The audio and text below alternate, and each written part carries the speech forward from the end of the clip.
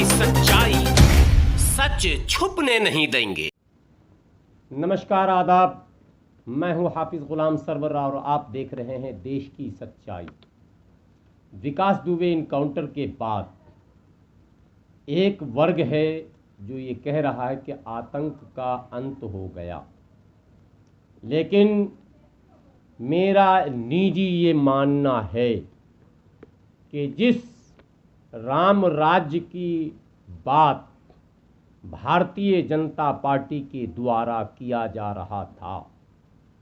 जिस नारे के साथ भारतीय जनता पार्टी सत्ता में आई, या यूं कह लें कि ध्रुवीकरण करने में सफल हुई, आज दुर्भाग्य से उस नारे को सर्वाधिक बल प्रदान करने वाला एक वर्ग, जिसे ब्राह्मण कहते हैं, और ब्राह्मण शब्द जब आता है सामने तो ये कहना पड़ता है सनातनी व्यवस्था के अनुसार कि वो सर्वश्रेष्ठ, यानी सारे वर्गों में श्रेष्ठ वर्ग। आप पुराने इतिहास को जब कुरेदेंगे तो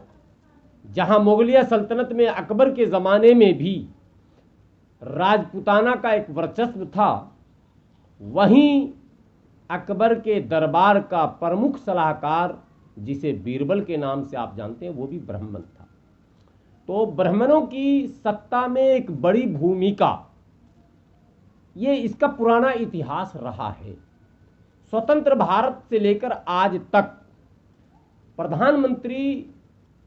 जितने भी बने हैं उसमें सर्वाधिक संख्या ब्राह्मणों की रही है। लेकिन क्या कारण है कि ब्राह्मणों की सबसे बड़ी हितैषी पार्टी होने का दावा करने वाली भारतीय जनता पार्टी जब पूर्ण रूप से सत्तासीन होती है तो भारत में सबसे ज़्यादा आफत किसी पर अगर आता है तो उस वर्ग का नाम है ब्राह्मण। पहली बात तो सत्ता से दूर, राज्य सरकारों को देखें, चाहे मध्य प्रदेश देखें, मामा ब्राह्मण नहीं, उत्तर प्रदेश देखें, योगी जी ब्राह्मण नहीं, इस तरह से इनके अनेकों प्रदेश के राज्य को देखें तो ब्राह्मण मुख्यमंत्री नहीं हैं, और केंद्र में प्रधानमंत्री भी ब्राह्मण नहीं है, गृह मंत्री भी ब्राह्मण नहीं है, रक्षा मंत्री भी ब्राह्मण नहीं है। यानी मुख्य पद जितने भी हैं वो ब्राह्मण मुक्त पद कर दिए गए हैं। राष्ट्रपति भी नहीं है ब्राह्मण। कई महत्वपूर्ण पदों से ब्राह्मणों की छुट्टी कर दी गई है। मैं ये बातें जब कह रहा हूं तो कहीं से भी इसको नकारात्मक नहीं ले कि मैं जातिवाद फैला रहा हूं। एक प्रमुख मुद्दा है ये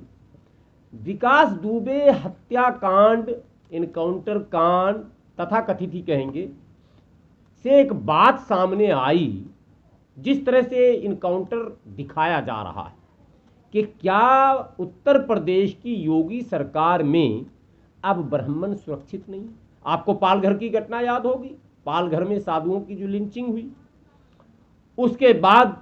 बुलंदशहर का वो दृश्य भी आपको याद होगा जहां एक पुजारी की हत्या कर दी जाती है।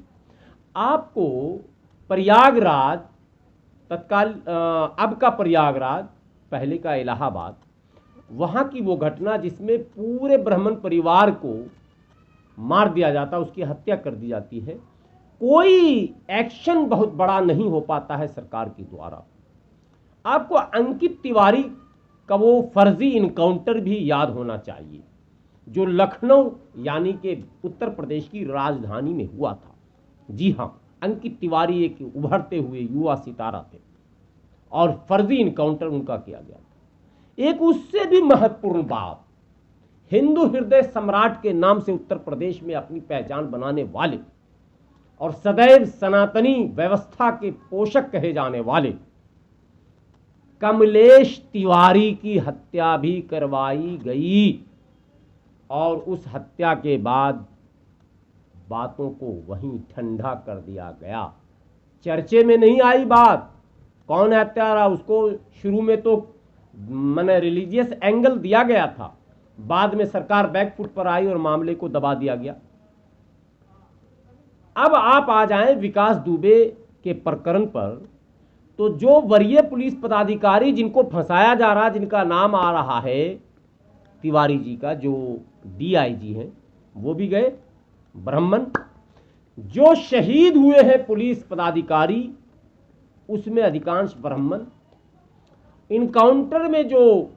माने जवाबी कार्रवाई में जो लोग मारे गए वो ब्राह्मण, और जिन पर इन्वेस्टिगेशन होगा वो भी ब्राह्मण। और अब जब विकास दुबे ने सरेंडर कर दिया, हालांकि ये नाटकीय सरेंडर था, मैं समझता हूं एक बात और इसके सामने है, चूंकि मध्य प्रदेश में गृह मंत्री नरोत्तम मिश्रा ब्राह्मण हैं